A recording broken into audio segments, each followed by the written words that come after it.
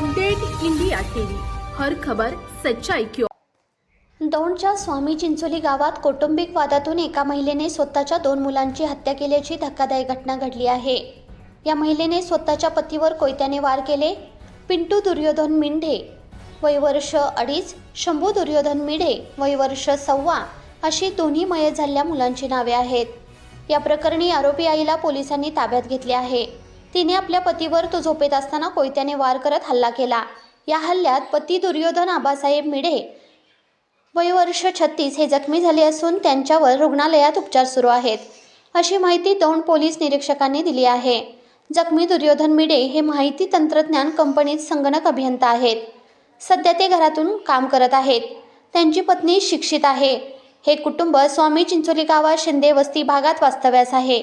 शनिवारी पहाटे 5:30 वाजता आरोपी पत्नीने गळा आवळून आपल्या दोन्ही मुलांची निर्घृण हत्या केली।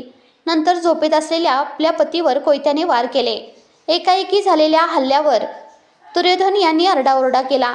त्यांच्या ओरडणे ऐकून त्यांचे आई-वडील आणि भाऊ झोपेतून जागे झाले आणि आवाजाच्या दिशेने धावत आले। घडलेले सर्व बघून ते हादरले।